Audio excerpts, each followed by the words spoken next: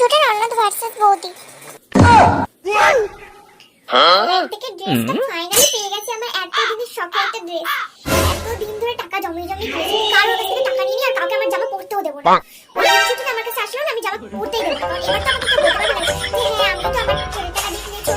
মা বলতে পারবে না, ছেলেও বলতে পারবে না যে আমি ধরে ভালোই লাগে না, একই জামাই পরে যায় সব জায়গায়। মাকে বললাম একটা ড্রেস অর্ডার দিয়ে দিকিনি, না এখন কিনতে হবে না। কোন ড্রেসটা পরে যাবো, সব ড্রেসই তো পরা হয়ে গেছে। যাই বৌদির ঘরে একটু গিয়ে দেখি কিছু ড্রেস আছে নাকি বৌদির না। কি সুন্দর ড্রেসটা বৌদি, হেব্বি লাগছে ড্রেসটা।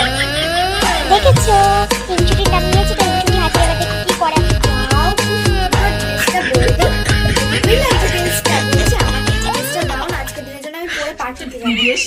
তো পার্টিতে যাওয়ার জন্য বুঝি আর কোনো ড্রেস নেই তোমার, আমার ড্রেসটাই দিতে হবে।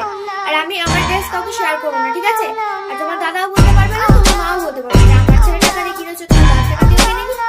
তাই জন্য আমার কাছে কেউ কিছু বলতে পারবে না, আর আমি ড্রেসটা তোমাকে দিতে পারবো। এটাই আসল কথা।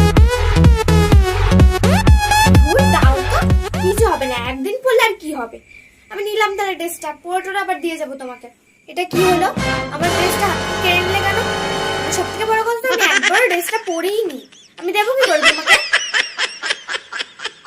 শোনো, ভালোই ভালোই আমার ড্রেসটা ফেরত দিয়ে দাও, তাহলে আমি আসছি। হ্যাঁ, পার্টি থেকে এসে তোমাকে ড্রেসটা ফেরত দিয়ে যাবো, ঠিক আছে? আসছি। এভাবে নিয়ে চলে যাচ্ছ কেন? এই মা, এই আমার ড্রেসটা ফেরত দিয়ে যাও।